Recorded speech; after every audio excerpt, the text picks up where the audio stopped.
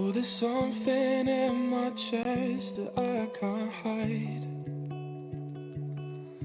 When feelings get involved, I'm terrified.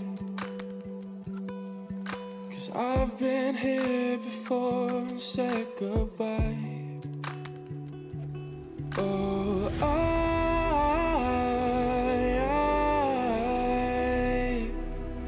are you the one when I try to look, I wish I'd find? Oh,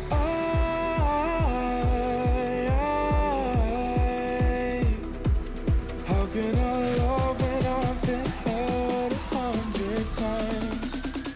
For you I'd give it one more try.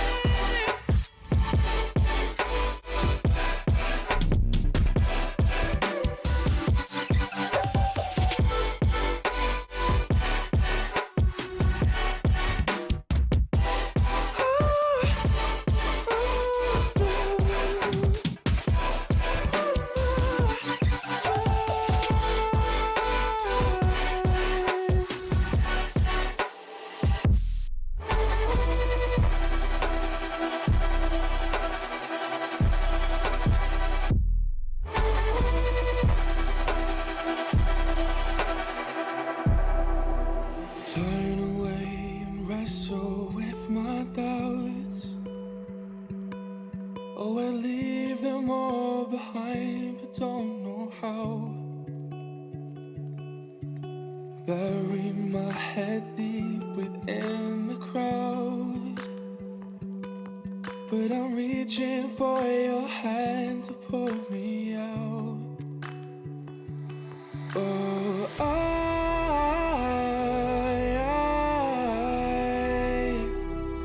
are you the one when I try to look, I wish I'd find? Oh,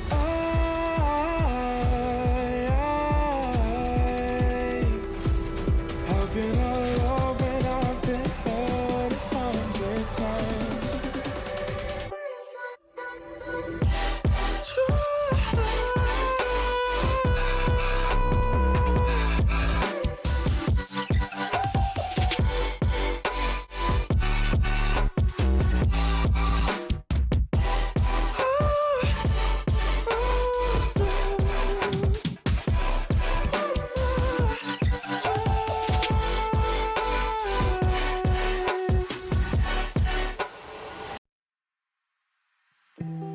You can see straight through my life. Oh, there's something in my chest that I can't hide. When feelings get involved, I'm terrified. 'Cause I've been here before and said goodbye. Oh,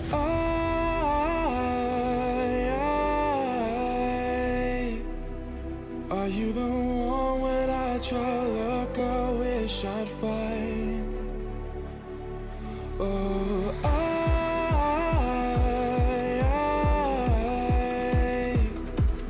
how can I love when I've been hurt 100 times?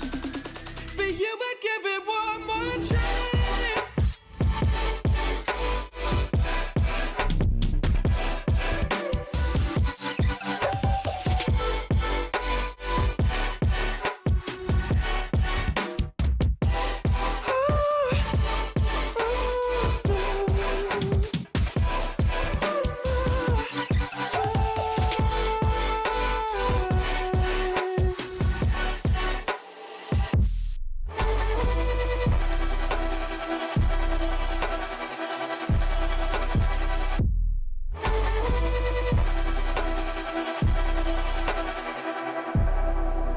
Turn away and wrestle with my doubts. Oh, I leave them all behind, but don't know how. Bury my head deep within the crowd, but I'm reaching for your hand to pull me out. Oh,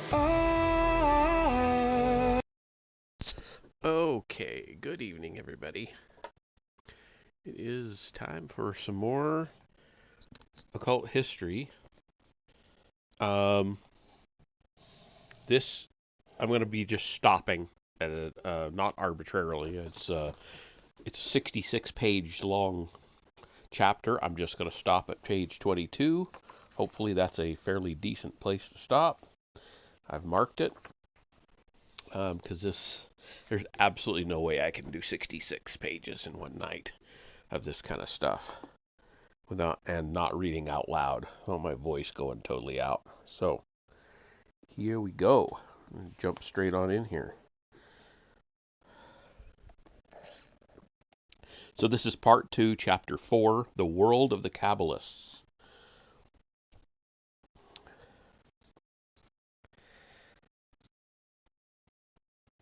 Yeah.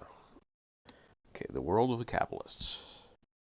Apollonius of Tyana lived during one of the most remarkable epochs in human history, for quite suddenly the whole of the Mediterranean world was covered with communities of people who wanted to turn their backs on the life of the cities, who experienced an acute craving for contemplation and knowledge of the infinite.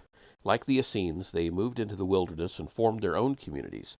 They were not Christians, and the church came to refer to them as the Gnostics, and to denounce them as heretics.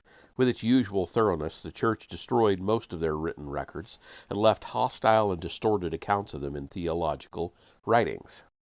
This mass exodus to the wilderness is a strange phenomenon. It might be regarded as the third great evolutionary step taken by the human race. The first was the creation of cities round about 4000 BC.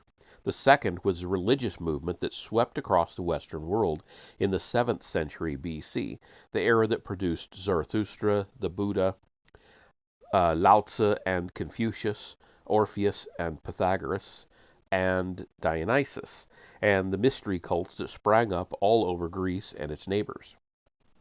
There had been great religions before, and great temples like Stonehenge, built between 1900 and 1600 BC, but these earlier religions were the worship of a heterogeneous heterogeneous gallery of nature gods or local deities, which started to happen in the what started to happen in the 7th century BC was quite different.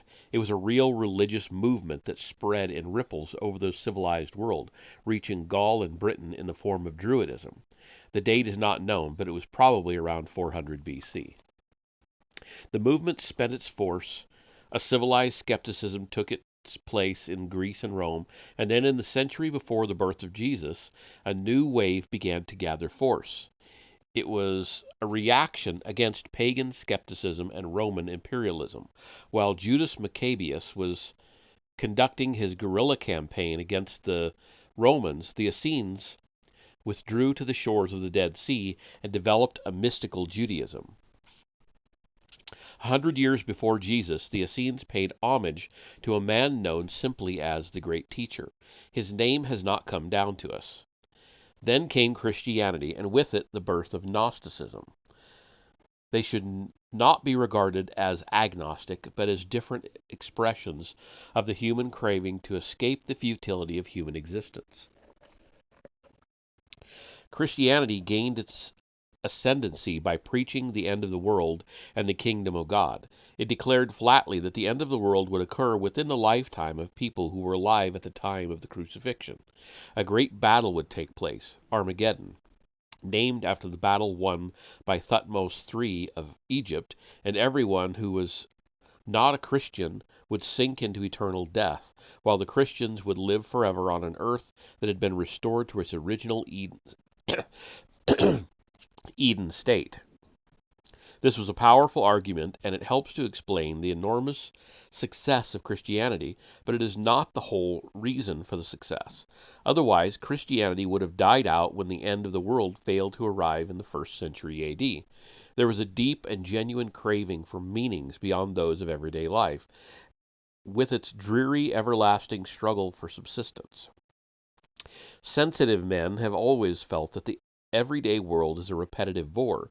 At the time of Jesus, the whole civilized world was convulsed by the feeling of loathing and rejection of the kind that can be found in Eliot's Wasteland and Hollow Men.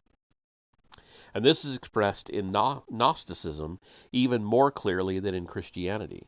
There are dozens of Gnostic sects, and their beliefs varied widely, but the basic one was this: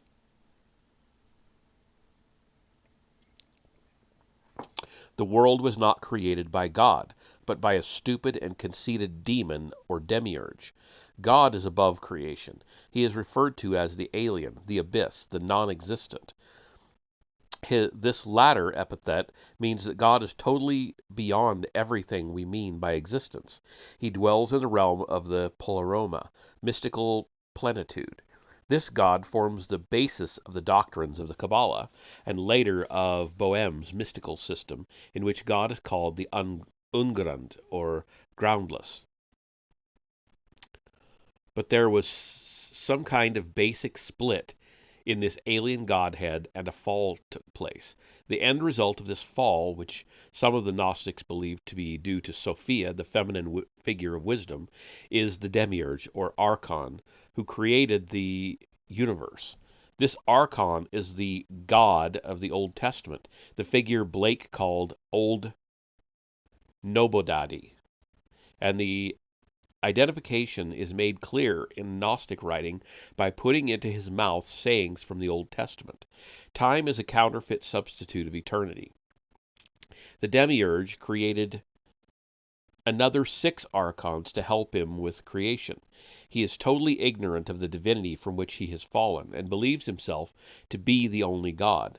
The 7 archons created man, whose state is doubly tragic because he is trapped in a world created by a deluded God. However, there is a spark of hope. Something in man rejects this false world and longs for its true home. One sect of Gnostics, called the Ophites, from the Greek ophis, serpent, believed that the snake in the Garden of Eden was an agent of divine goodness who gave man forbidden knowledge so that he could set out on the long road to saving his soul. The chief characteristic of the Gnostic doctrine is its tendency to make heroes of the villains of the Old Testament: Cain, Esau, and so on. The Gnostics disliked Judaism, with its narrow, bigoted values, even more than they disliked the degenerate religions of Greece and Rome. Man, then, finds himself in a prison, but because of the help of the wise serpent, who plays the same role that Prometheus plays in Greek legend, he has a chance of escape through knowledge. Gnosis equals knowledge. Man's true home is the divine light. The concept of the light plays an important part in the doctrines of Orpheus and Pythagoras too. By the use of his will and intellect, he will eventually achieve freedom. Interesting take. I have never studied the Gnostics, and I really need to. So this is all absolutely news to me. One of the most perfect expressions of Gnostic attitude can be found in David Lindsay's masterpiece, A Voyage to Arcturus, 1920, although it is doubtful whether Lindsay was acquainted with Gnosticism. A later sect of Gnostics called themselves Manichees, followers of Mani. They went even further in believing that all that belongs to the world is evil, while all that belongs to the spirit, Pneuma, is good. They believed that sex is bad simply because it prolongs the evil of procreation, and that a dying man is lucky to be escaping this world. They might help a dying man on his way by starving him or even suffocating him. It can be seen that in basic respects, Gnosticism agrees more closely with modern evolutionism than Christianity does. Knowledge was not man's fall, but his salvation. Although this meant primarily knowledge of the divine, theosophy, it certainly did not in any way exclude scientific knowledge. On the contrary, Gnosticism is permeated with the doctrines of Pythagoras, his number mysticism, as well as his belief in reincarnation and the soul's pilgrimage from body to body. At this point, it is necessary to speak at great length of the Kabbalah, also called Kabbalah with a K, K-A-B-B-A-L-A-H, also spelt Kabbalah, C-A-B-A-L-A, and Kabbalah, Qabalah, since it seems reasonably certain that it derives from the doctrines of the Gnostics. There are two major books of the Kabbalah, the Sefer Yetzirah, or Book of Formation, and the Zohar, or Book of Splendor. Waite believes the first part to have been written in the 2nd century A.D., although Richard Cavendish, more conservative, places it between the 3rd and 6th centuries. Tradition declares that its fundamental doctrines go back as far as Abraham, and there can be no doubt that they represent a very early stage of Jewish mysticism. The Zohar was written down in Aramaic in Spain around 1275 by a Kabbalist named Moses de Leon. The importance of the Kabbalah lies in this. It is one of the oldest systems of mystic thought in the world. It was regarded for many centuries as the key to all the mysteries of the universe, and it was an influence on practically every philosopher and religious thinker from the founder of the Essenes to Roger Bacon. Madame Blavatsky called her own bewildering compilation of esoteric occultism the secret doctrine, but for most thinkers of the Middle Ages and Reformation, the words secret doctrine had only one connotation, the Kabbalah. I'm going to go ahead and show this picture. I think it's the only one in the entire thing, and then I'll get back to the text. And it is it a complete? It shows the 10 Sephiroth of the Tree of Life, the Kabbalistic Tree of Life, starting with Malkuth. So if you have not seen that or haven't seen this version of it,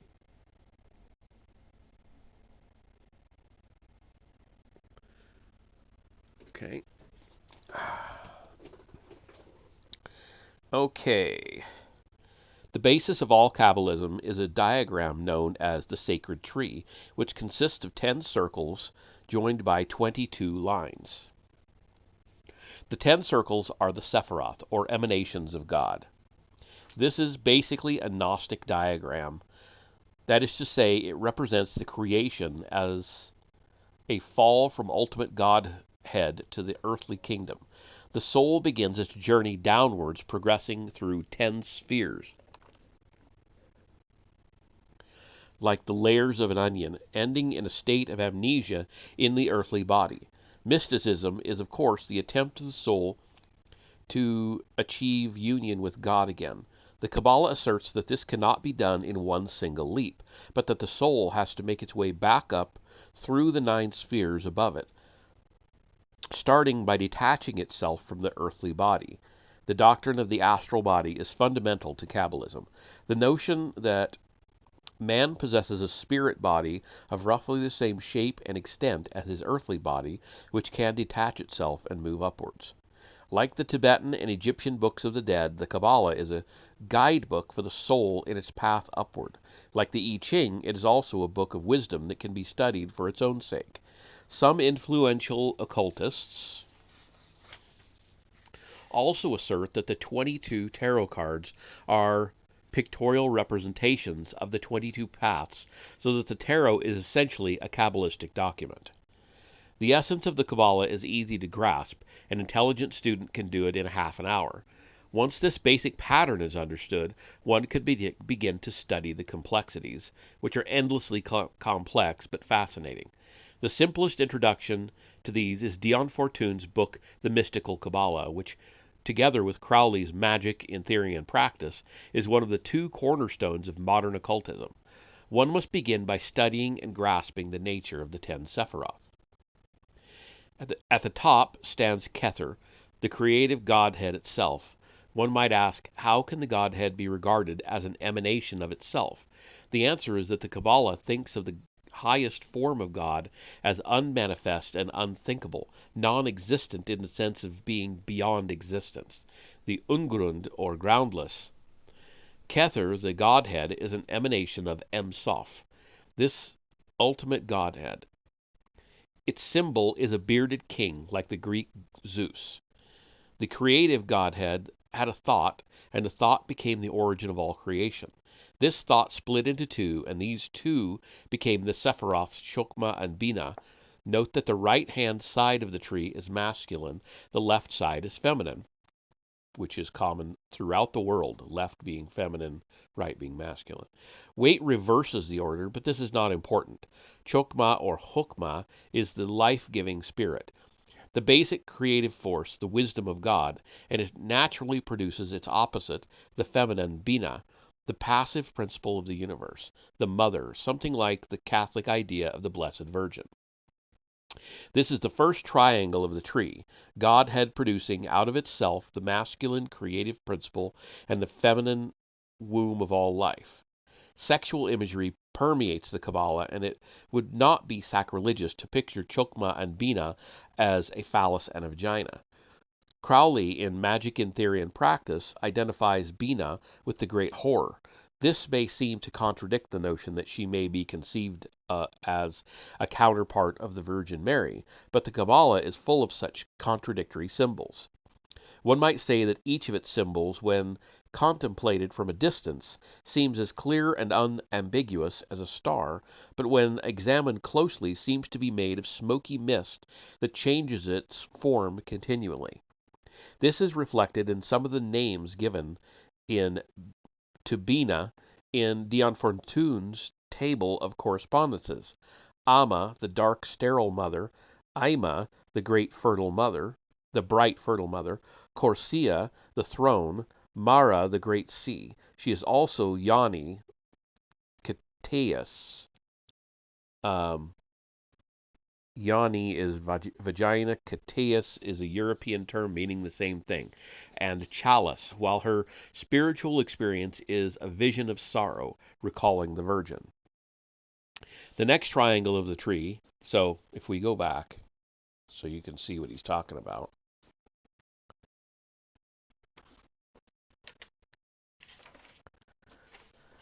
So he's talking about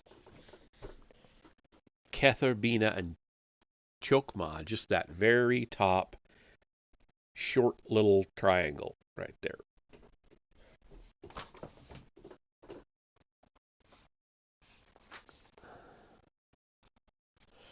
Okay, the next triangle of the tree is in some ways the most interesting. Here, the male, Hesed or Chesed, is protective love, the essential quality of the father. This is associated with the receptive intelligence and the force that creates civilization. His planet is Jupiter, and the Greek god who corresponds to him is Neptune or Poseidon, the sea god. But his wife, strangely enough, seems anything but female.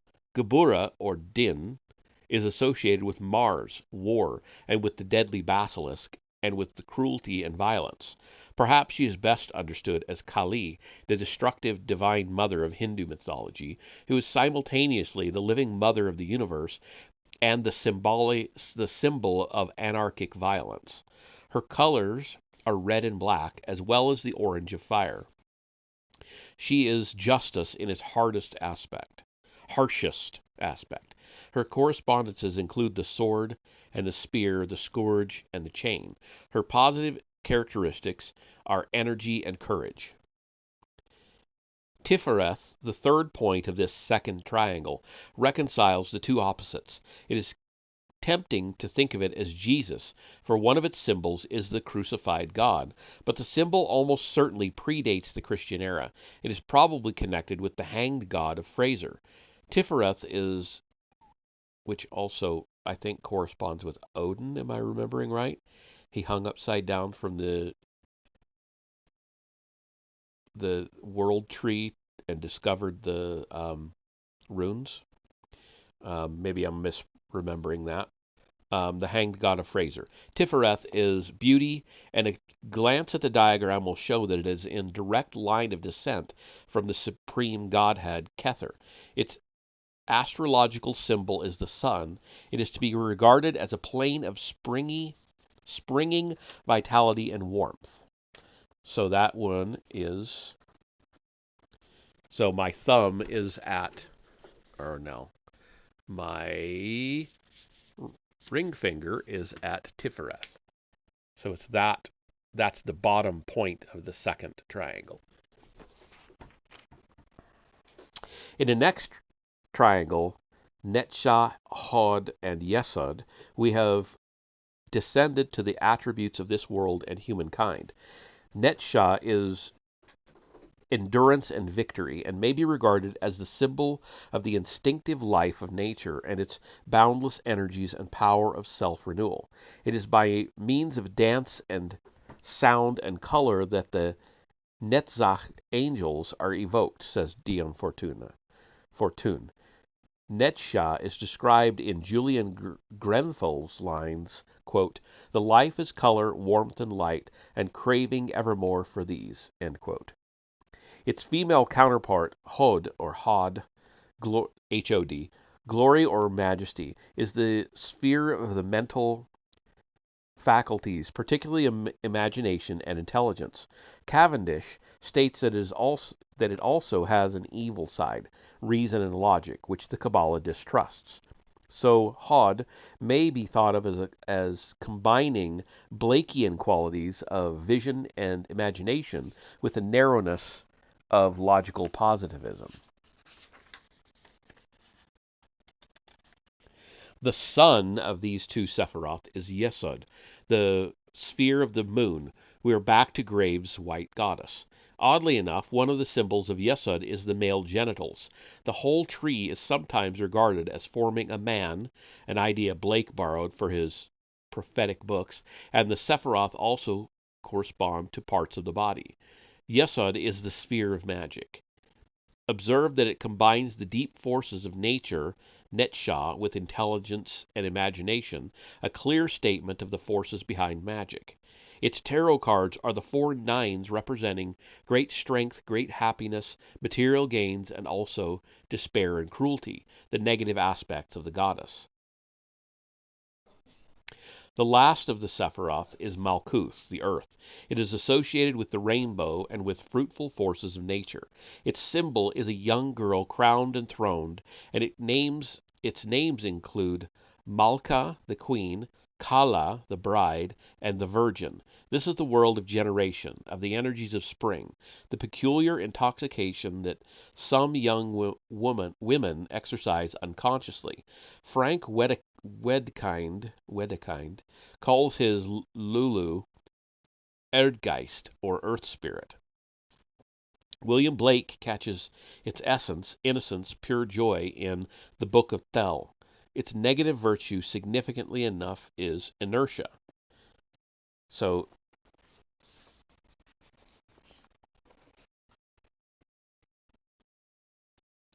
I'm going to take these off so I can see it better.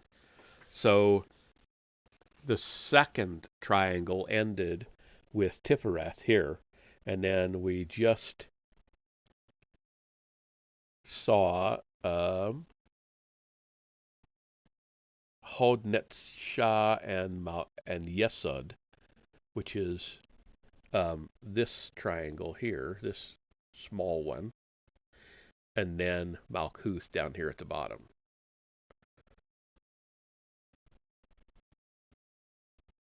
So that's only 9 of the 22 paths. I'm sure he'll get into the rest of them here and as we go along. That's why this is such a long chapter.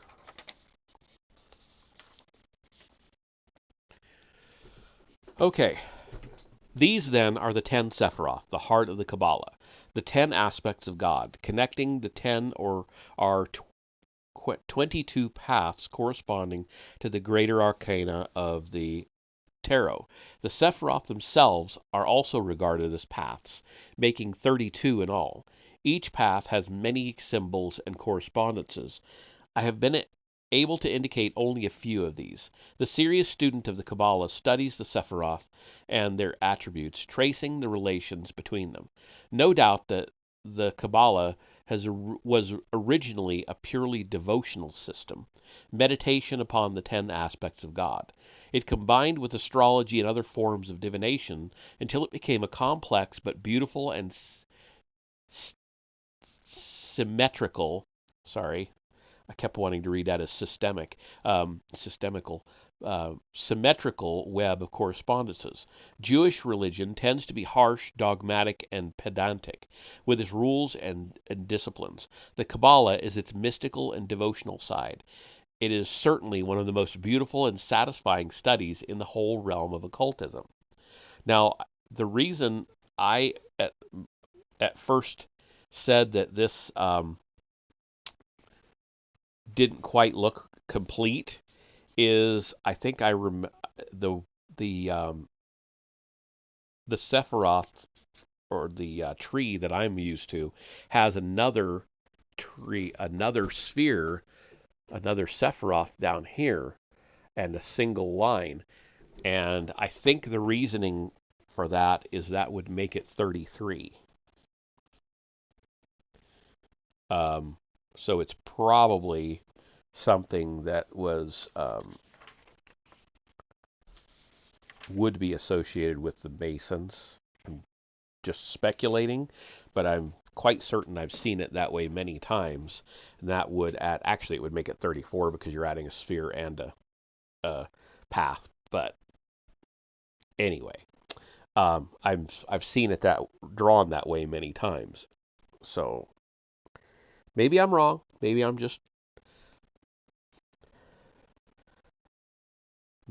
wrong. Anyway, the realms of the Sephiroth, which are divided into 4 worlds corresponding to the triangles Atziluth, Bria, Yetzirah, and Asiya, can be explored intellectually or through mystical disciplines, which Dion Fortune calls traveling in the spirit vision. Occultists believe that this soul or astral body can be freed from the physical body by disciplines of concentration akin to yoga. It can then attempt to make its own way along the 32 paths, and the Kabbalistic tree is a guidebook, complete with warnings and instructions. Dion Fortune explains that if an astral traveler sees a quote-unquote horse, Mars, or a jackal, Luna, in the sphere of Netzach, Venus, one would know there was a confusion of plane and the vision was not reliable. In her sphere, one would expect to see doves and a spotted beast such as a lynx or leopard. Cavendish explains, quote, "The Kabbalist explores the strange country he has entered and speaks to any of the figures which approach him, but he must be cautious. The figures may try to deceive and ensnare him. In this mysterious world, the aspiring Kabbalist needs guideposts to help him find his way through and avoid pitfalls. The guideposts are provided by the system of correspondences, which lists the creatures, plants, colors, jewels, scents, and symbols associated with the Sephiroth and the 22 paths. If the occult traveler believes he is in the region of Netzah, the sphere of Venus, and he sees a horse or a jackal, he knows that something has gone wrong. The horse belongs to Mars. The jackal is a beast of the moon. If he is working up the 22nd path, which leads from Malkuth to Yesod, and he meets a figure in a scarlet robe, he knows he has strayed from the way. The path belongs to Saturn, and the color of Saturn is black." Other branches of the Kabbalah deal with gematria, a system by which Hebrew words are converted into numbers, and then into other words of the same number, and the names of power, the secret names of the angels and demons of each sphere, which can be used in magical conjuration. The most important of these names is the Tetragrammaton, the name of Jehovah, Yod-Heh-Vah-Heh, which that's the symbols, the Hebrew letters they put there. Those I know. They're the only ones I know offhand, which makes its appearance in all the grimoires or books of magical conjuration. Names, like symbols, are believed to possess magical properties, and the most popular form of talisman is a small piece of paper with the name of a protective angel written on it. In his delightful book on the Golden Dawn, Ritual Magic in England, Francis King describes a new system of magic, invented by an occultist named Austin Osman, A.O. Spare, he says, but it's Austin Osman Spare. I know who he's talking about. Like all magicians, says King, Quote, he believed that any desire deeply felt in the inmost center of the human consciousness was capable of fulfillment, end quote. The magician's desire is compressed into the shortest possible sentence. Then letters are crossed out until every letter only appears only once. The remaining letters are combined to form a sign or sigil, which the magician allows to sink into his subconscious by staring at it intently. The subconscious then does the rest. King describes one of Spare's experiments in symbolic magic. He announced his intention of causing freshly cut roses to fall from the air and waved various symbolic drawings around, repeating the word roses with his face contorted.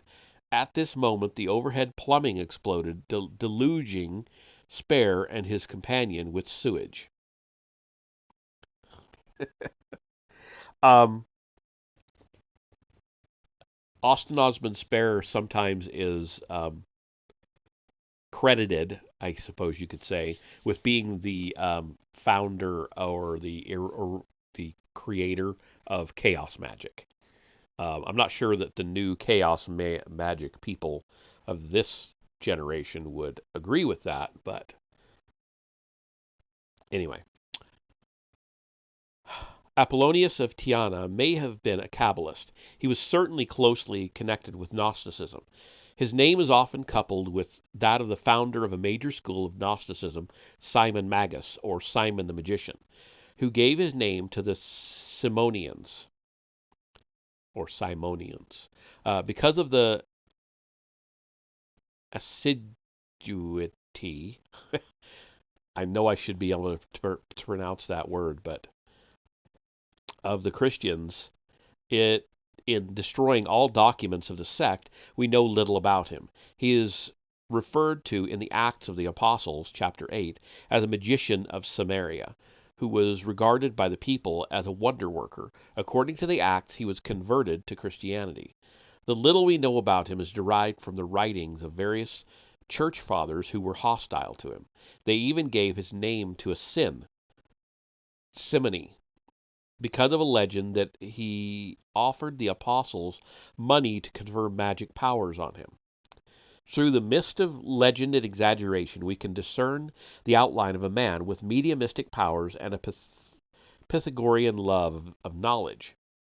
He learned magical secrets from the priests of Egypt and from Persian magi. The latter, of course, were also the three kings who attended Jesus' birth in the manger. He was a pupil of the Arab Dositheus, whom the Clementine fathers claimed to have been a false messiah. However, he seems to have been, in actuality, nothing worse than the founder of a sect of Gnostics. That Simon was a medium of unusual powers is clear from two of the magical feats attributed to him: the ability to make his body float in the air, and the ability to make heavy furniture move without touching it. These powers bring to mind the most remarkable of modern mediums, Daniel Douglas Home, of whom I shall speak later. Browning portrayed Home as the fake medium Mr. Sludge, but this is totally unfair. Not only was Home never exposed or shown to have used trickery, but scientific observers repeatedly verified that he could float through the air and make heavy items of furniture move. This was not done only on one or two occasions, but on hundreds of occasions over some 40 years. Home also performed these feats in broad daylight and with none of the medium's usual paraphernalia. Unfortunately, these things happened in the era before the foundation of the SPR, Society for Psychical Research, and before snapshot cameras were invented. When heavy tables tilted, objects on them remained stationary, as if glued to their surface. Home asserted repeatedly that he had no idea how these things were done. He was only some kind of radio set that picked up strange powers. If, then, we accept that Simon Magus was able to move heavy furniture and levitate, and dismiss the stories that assert he could make himself invisible or turn himself into an animal, we have another example of a Pythagorean figure balancing himself between intellectualism, and magic. He is also said to have been able to pass unharmed through fire. Home could handle red-hot coals when in a trance. Like Goethe's Faust, he is said to have conjured up Helen of Troy and fallen in love with her. His Christian agnostics claimed that the woman was a prostitute named Helena, whom he purchased from a brothel in Tyre. It is significant, however, that Simon Magus called her also Selene, the moon goddess. Although to make one suspect that what was really at issue here was a clash between doctrinaire Christianity and the older worship of the white goddess. Enough to make one suspect. Okay.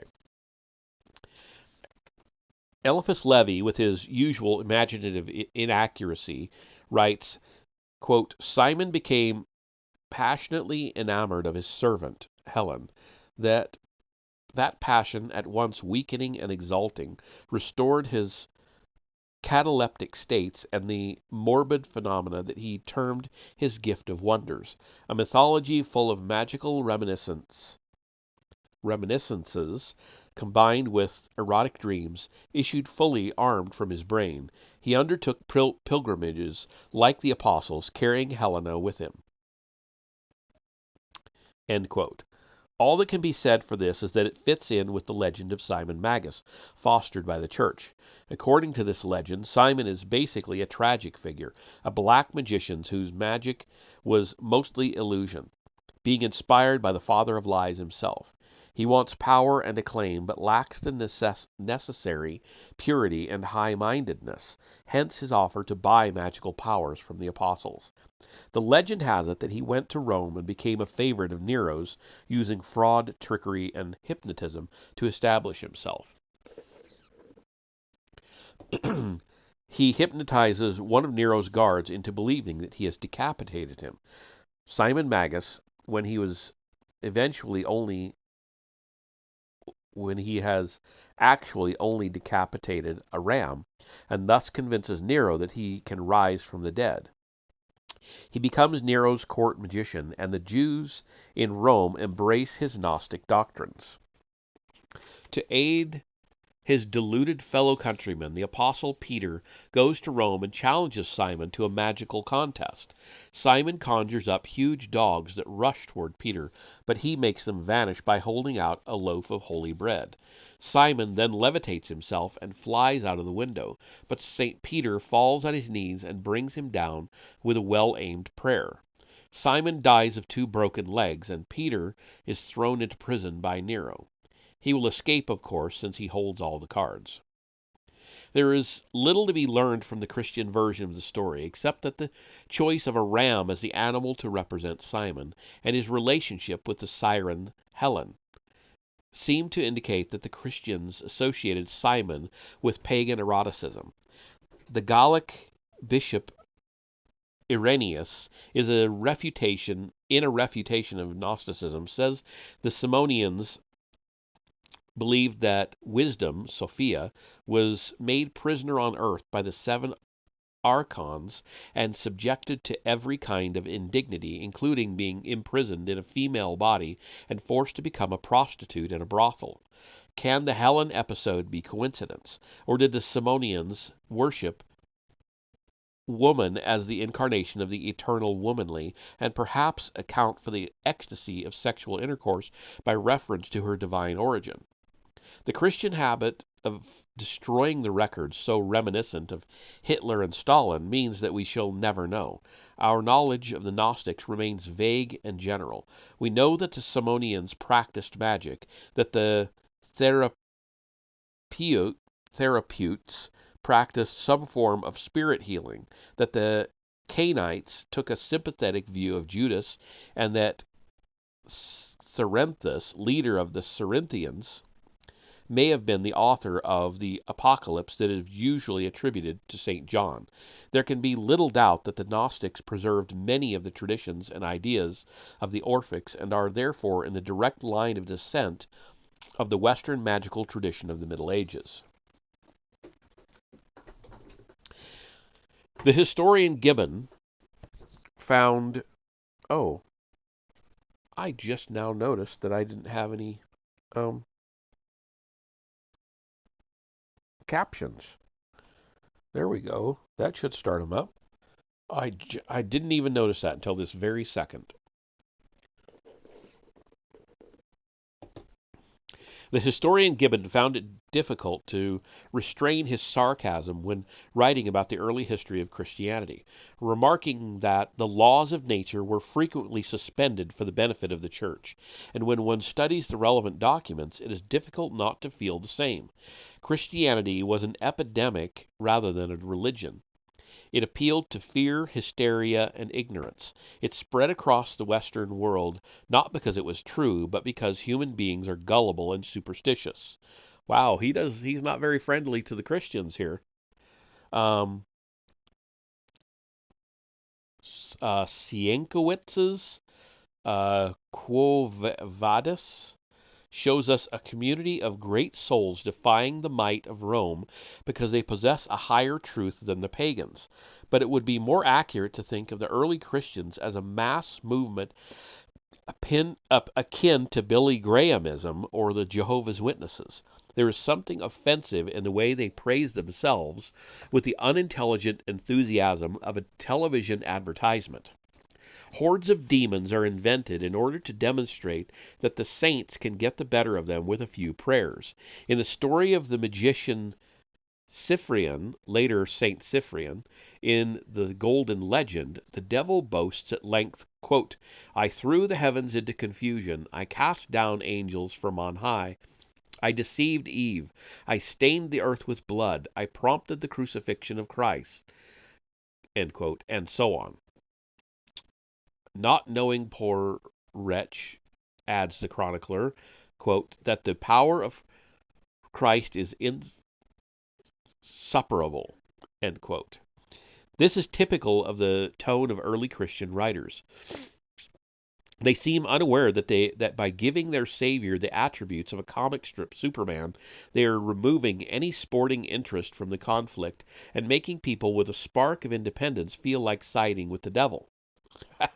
Cyprian wants the devil to help him woo a girl called Justina, who has become a convert to Christianity and a confirmed virgin, although all Antioch is stricken with a plague, which the girl defeats in its 6th year by praying. She remains proof against the devil's assaults. The devil confesses that, quote, the crucified one is greater than all, end quote, and Cyprian decides to become a Christian.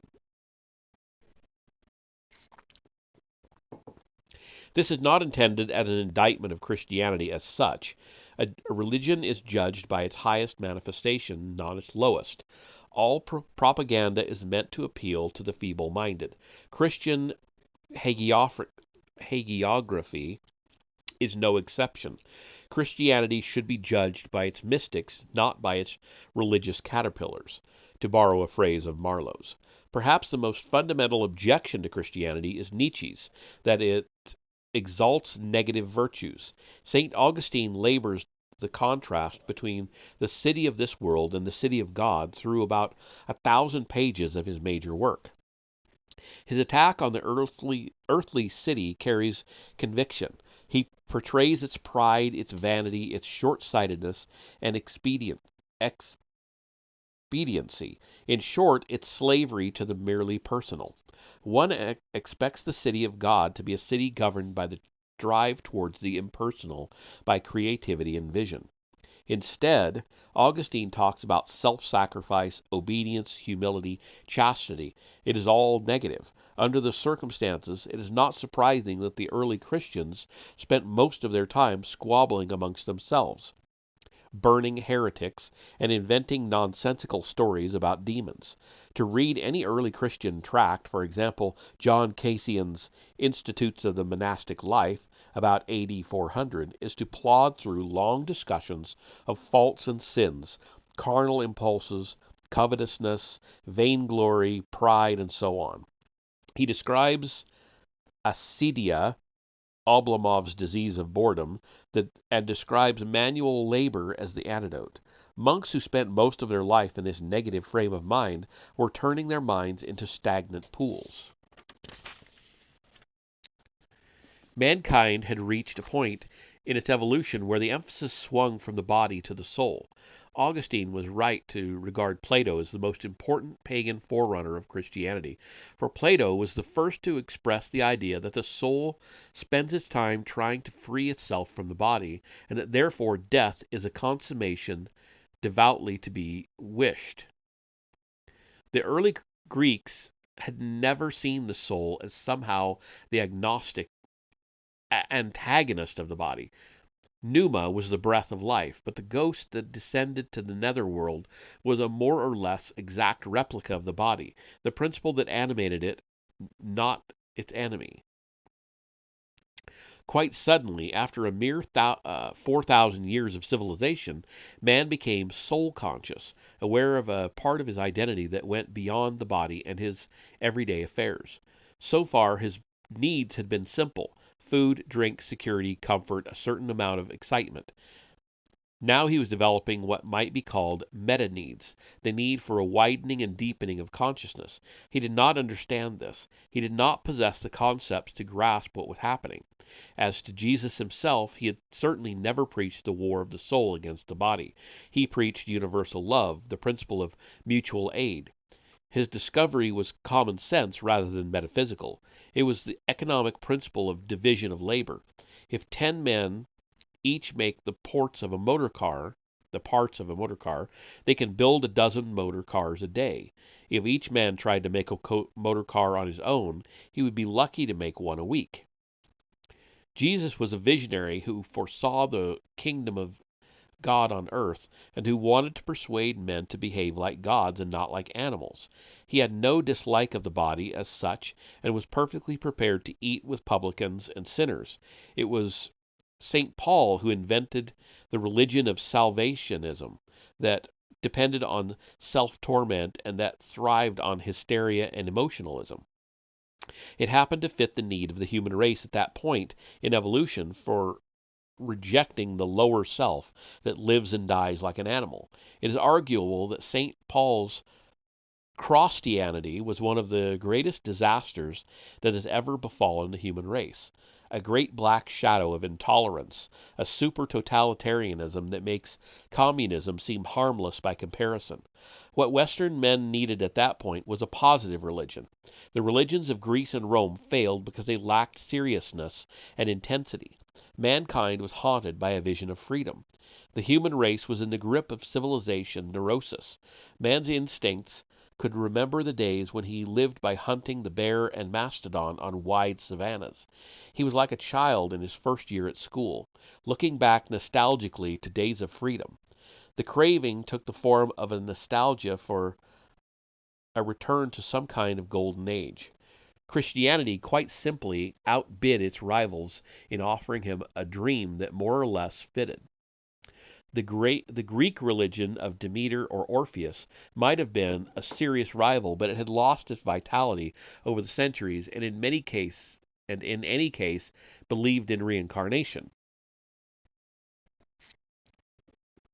The idea of being endlessly reborn on earth was far less satisfying than the idea of sitting at the right hand of Jesus on a paradise earth.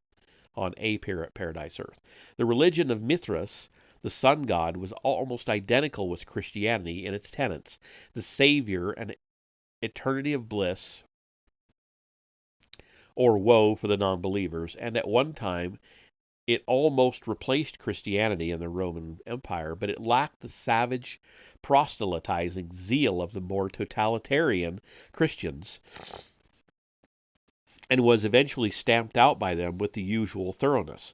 It should be remembered that the Dionysian religion had gained such a hold partly because it made such terrifying threats, its opponents driven insane and made to devour their own children, and so on. Modern communism uses the same techniques, as portrayed, for example, in Kessler's Darkness at Noon: savage threats along with promises of delightful reconciliation for the repentant sinner. Christianity, with its gallery of devils and demons and incubi, in whom it has was a sin to disbelieve, used the same baleful methods, and its murderous stranglehold was not broken until the age of Galileo and Newton. Some would say it still hasn't been broken. Christianity was a disaster.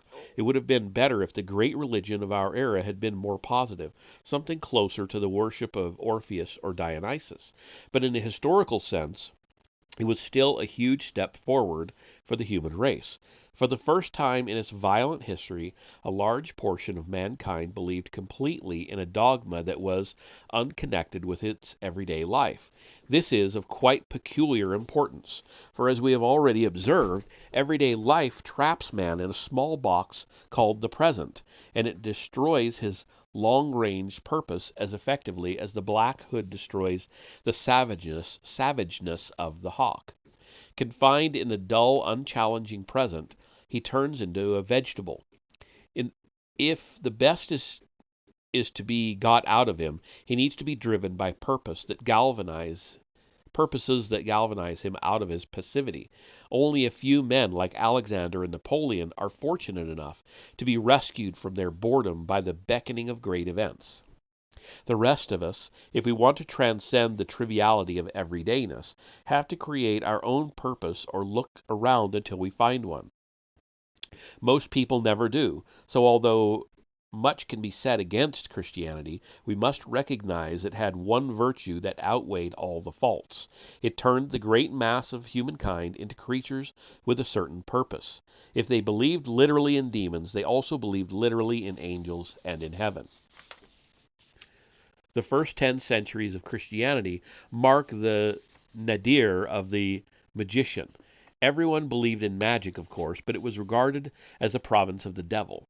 This must have been hard on natural mediums and witches, although the great witch scares were still some centuries ahead. A legend that came to exert enormous influence on the Middle Ages concerned a priest named Theophilus. Apparently a poor-spirited creature, he declined the offer of a bishopric because he was afraid of the responsibility. But the man who did accept it persecuted him until the worm turned. Theophilus approached an evil old Jew, the Jews by this time were the universal scapegoat, who conjured up the devil. Theophilus agreed to deny Mary and Jesus, who the devil explained were offensive to him, and in exchange his fortunes were reversed. His rival was unseated, and he became bishop in his place. But he now began to worry about his eternal salvation, and prayed to the Virgin to help him.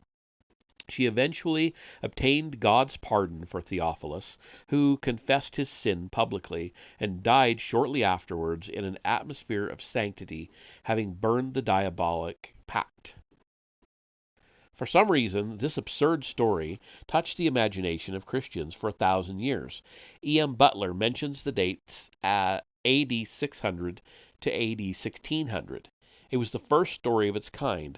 A servant of the church dabbling with the devil comes close to eternal damnation, a thought that made everyone shudder with horror, but ends by appealing to the Blessed Virgin, who has already become the symbol of tenderness and mercy in the church. The story could be endlessly elaborated. The humiliations of Theophilus at the hands of his successful rival, the magical tricks of the devil to unseat the rival, his fear and repentance. It had everything, as a Hollywood producer might say, and it started the great tradition of similar stories, which reaches a climax in the Faust legend. The old religion of the shamans was now totally forgotten. If anyone had discovered those Stone Age drawings of horned magicians in caves, it would have been regarded as proof that the men of old were in the power of the devil before Jesus came down to save the human race.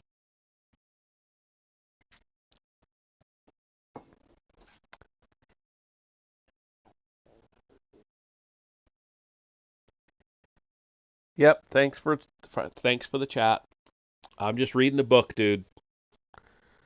Christianity ceased to be a religion of the oppressed after the conversion of Emperor Constantine. AD 312. The Christians were suddenly top dogs, and they proceeded to oppress with an efficiency that Nero would have envied. The Library of Alexandria, which contained, among other things, Aristotle's own collection of books, was burned down on the orders of the Archbishop of Alexandria. For that alone, I hate the church. Backed by the Emperor Theodosius. Knowledge was evil. Yeah, exactly. That was what they thought. Had not Adam been evicted from paradise for wanting to know? Besides, the scholars of the library were suspected of practicing alchemy, the attempt to transmute base metals into gold and to discover the philosopher's stone, the secret to eternal life.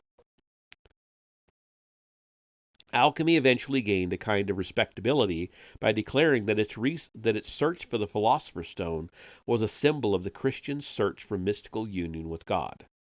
Only one remarkable emperor tried to make a determined stand against this poisonous negative religion that was conquering the West.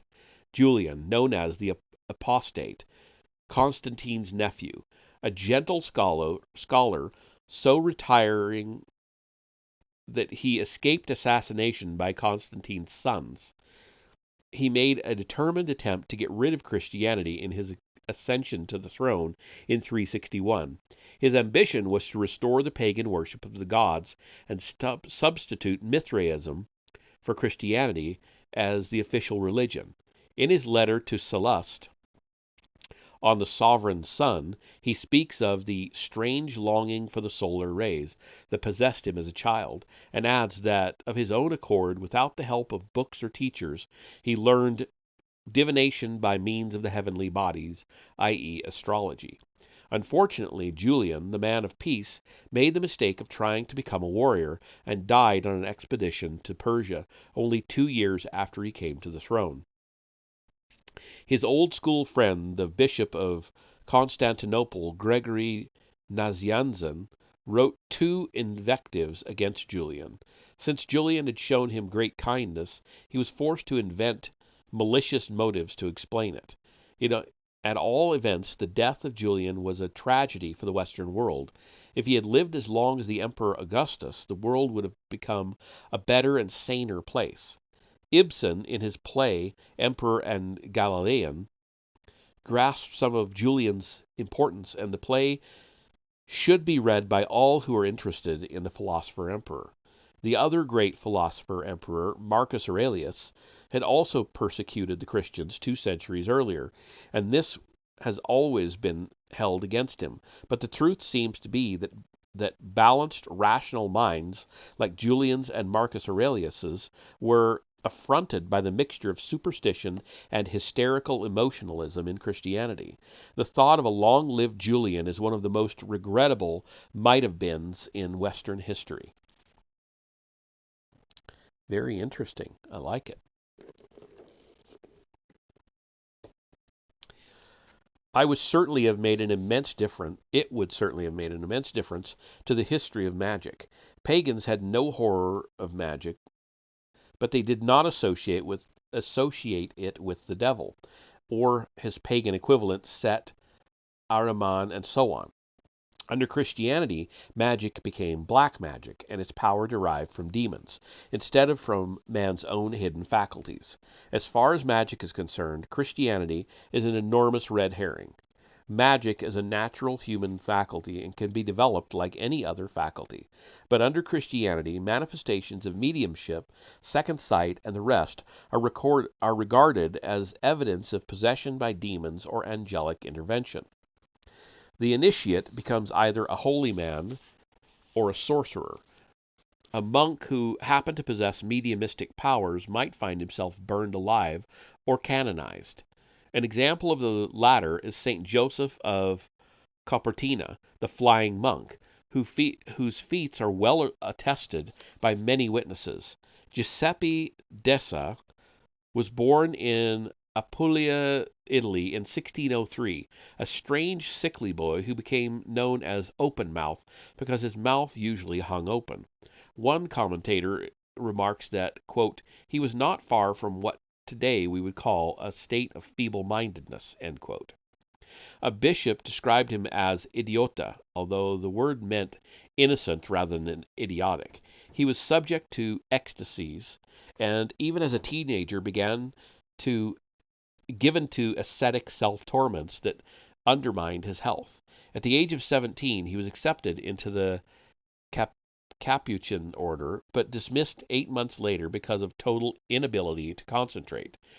Not long after, the order of conventuals near Cupertino accepted him as a stable boy, and at 22 he became a Franciscan priest. He continued to starve and flagellate himself, acquiring a reputation for holiness. Then one day, in the midst of his prayers after Mass, he floated off the ground and landed on the altar in a state of ecstasy. He was unburned by candle flames and flew back to his previous place. Sent to see the Pope, he was again seized by such rapture that he rose in the air. His flying fits seem to have been always associated with the state that the Hindus called samadhi, ecstasy. His levitations ceased for 2 years when a hostile superior went out of his way to humiliate and persecute him. But after a holiday in Rome as the guest of the superior of the order, and an enthusiastic reception by the people of Assisi, he regained his good spirits and sailed 15 yards to embrace the image of the Virgin on the altar. He seems to have been a curious but simple case. Floating in the air when in a state of delight seems to have been his sole accomplishment. The ecstasy did not have to be religious. On one occasion, when shepherds were playing their pipes in church on Christmas Eve, he began to dance for sheer joy, then flew up to the high altar without knocking over any of the burning candles.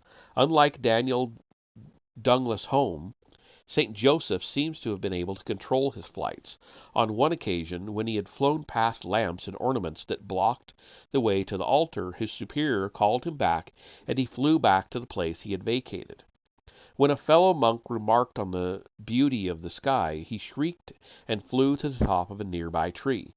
He was also able to lift heavy weights. One story tells of how he raised a wooden cross that 10 workmen were struggling to place in position, and flew with it to the hole that had been prepared for it. He was also able to make others float. He cured a demented nobleman by seizing his hair and flying into the air with him, remaining there a quarter of an hour, according to his biographer. On another occasion, he seized a local priest by the hand, and after dancing around with him, they both flew hand in hand. When on his deathbed at the age of 60, the doctor in attendance observed, as he cauterized a septic leg, that Friar Joseph was floating in the air 6 inches above the chair. He died saying that he could hear the sounds and smell the scents of paradise. What are we to make of such phenomena? It would be convenient if we could dismiss the whole thing as a pack of lies, or as mass hysteria or hypnosis. We can certainly dismiss 95% of the miracles attributed to the saints in this way without a twinge of conscience. A typical example, St. Dunstan of Glastonbury, is reported to have changed the position of the church by pushing it. But the evidence cannot be dismissed. It is overwhelming. His feats were witnessed by kings, dukes, and philosophers, or at least one philosopher, Leibniz. When his canonization was suggested, the church started an investigation into his flights, and hundreds of depositions were taken. He became a saint 4 years after his death. E.G. Dingwall, an arch skeptic in such matters, concludes an account of the friar by admitting that our knowledge of these things is far from adequate. Quote unquote. Friar Joseph flew. There could be no possible doubt about that. It would be pointless to ask, how do we explain it? Because we cannot even make a start on understanding the mechanisms involved. Home attributed his flights to spirits rather than to his own powers. Friar Joseph's flights undoubtedly proceeded from his own powers. The most sensible attitude is to assume that all human beings are potentially capable of flying and performing the other feats of Friar Joseph. This is totally consistent with the view I am expounding in this book. There is a fundamental error in the way human beings grasp the world. We think of the mind as a helpless imponderable in a world of solid matter, a mere passive observer. We take a negative view of ourselves and the world, unaware of the extent to which we control things that merely seem to happen. I control all my physical processes, from digestion to the disposal of my waste products, by a subconscious will. Next time you urinate, try to observe the mental act by which you unlock the release mechanism, and you will observe that it is a kind of will that involves not willing with your upper conscious levels. Yet it is certainly an act of will, not something that happens involuntarily. Mages and mediums are people who have accidentally acquired the power of using this unconscious will to an unusual extent. They are often very simple people like St. Joseph of Cupertino, because in simple people, the personal consciousness and its will are often undeveloped. It is amusing to record that Leibniz's patron and traveling companion, the Duke of Brunswick, was converted to Catholicism by the flights of Friar Joseph. Amusing because we can be almost certain that there was no connection between Friar Joseph's beliefs and his mediumistic powers. Another amusing touch that might provide ammunition for a skeptic is that although Friar Joseph wore no underwear except metal chains and such things, his flights never exposed the congregation to embarrassment. His garments were controlled by his hidden powers, or perhaps by ghostly hands anxious to preserve his modesty. In writing of a thing like this, one becomes aware of the total pointlessness of skepticism. It is like insisting that black is white or that 2 and 2 make 5. We can talk about degrees of certainty and insist that we can never know whether something is true, but the weight of the evidence is such that we know that Joseph of Cupertino was able to fly when he was in ecstasy, as well as we know that Napoleon died on St. Helena, whatever. There is room for a tiny doubt. There is a story that Napoleon escaped from St. Helena and was accidentally shot to death in the grounds of Schönbrunn Castle in Austria, for that matter. But when one faces the weight of evidence, it is no longer possible to make a skeptical or neutral attitude, to take a skeptical or neutral attitude. The only important question is, what does it mean? And it is then that one realizes that the real reason that human beings prefer not to think about a monk who could fly is that they can't think of an explanation. And while men will devote their whole lives to problems like squaring the circle or trisecting an angle, they seem to experience no similar compulsion to solve problems connected with the occult. In 1923, Thomas Mann, who was then one of the best-known writers in Europe, wrote an essay called An Experience in the Occult, in which he described attending a séance with the medium Willi Schneider, a 19-year-old dental assistant. Mann held Schneider's wrists during the séance and describes his strange twisting and sweating like a woman in labor, or the Delphic oracle. Then handkerchiefs and bells flew around the room. A music box was played with the keys of a typewriter struck by the spirit fingers of a guide called Mina.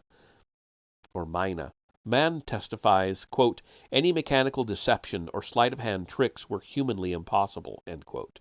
He wrote as an open-minded skeptic who had taken no interest in the occult before his experience and who took none after. He merely described flatly that he had seen what he had seen, and his own theory was that the phenomena was caused by the mind of the medium, somehow turning its dreams, Schneider was in a trance, into objective realities. In view of the unimpeachable nature of Mann's testimony, one might imagine that journalists all over the world would begin to speculate how these phenomena were caused, but no one did, at least outside spiritualist circles. If the witnesses had been the Pope and the Archbishop of Canterbury, it would have made no difference. It would not fit in, and any divorce scandal involving a member of the aristocracy is more newsworthy than an indigestible fact. The challenge is to make these phenomena fit in, as Einstein made the Brownian movement of the Fitzgerald contraction fit in by evolving the theory of relativity. Mann's own attempt at the guy man, M-A-N-N, Mann's own attempt at an explanation is expressed in these words, quote, it was Hegel who said that the idea that the spirit is the ultimate source of all phenomena and perhaps normal physiology is more apt than normal to demonstrate his statement, end quote.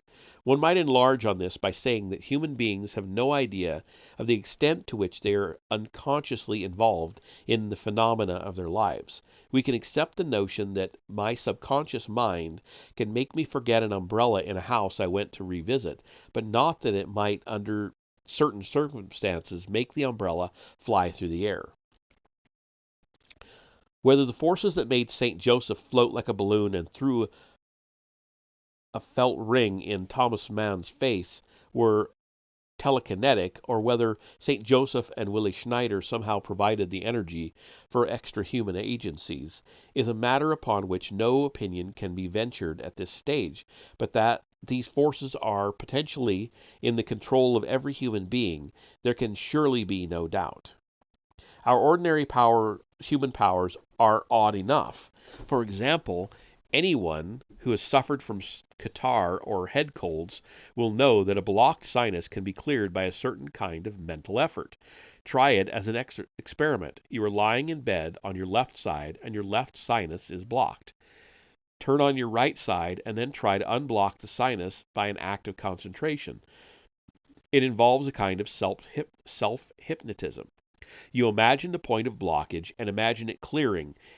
If it starts to clear, you make additional efforts. How is this done? Physiologically speaking, not by muscles, obviously. The explanation is probably that you caused an increased flow of blood to the area. Here, then, is an example of a faculty which we all possess, but which no one bothers to develop because it seems unimportant. But carry the experiment a stage further. Next time you feel the onset of a mild sore throat, try the same concentration treatment, focusing the source of infection and leaning on it, so to speak. My own experience is that this can also be made to work. After all, we are familiar with the opposite effect. You feel a cold coming on, you go to sleep, and when you wake up, it's suddenly far worse, as if the switching off of the will had allowed the cold to make headway. Once this trick has been learned, it is interesting to devise new experiments to test your control over your body, for example, warming cold hands or feet through concentration, a more difficult feat but worth persevering in. All of which seems to suggest that our powers are greater than we assume, and that we fail to grasp this through a habit of passivity, of drifting with the current. Okay, so this is page 22. Which is the last one I'm going to read tonight. I'm going to finish this page, and finish out that paragraph on the next, and then we'll call it. Willie Schneider's mother mentioned that they would have to vacate their flat because the neighbors were complaining about the strange goings-on. Fists knocking on walls, disembodied hands lifting things, even a ghost showing itself in the dining room.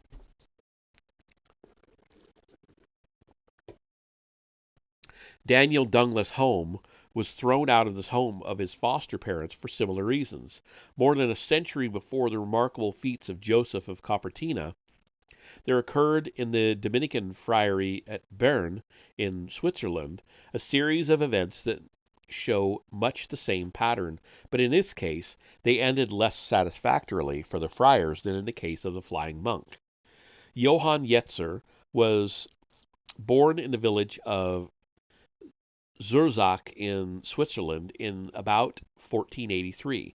There are certain factors in common with Joseph of Cupertino, the extreme poverty of his childhood, lack of schooling, early religious inclinations. He succeeded in saving enough money to persuade the Dominicans at Bern to accept him as a lay brother in 1506.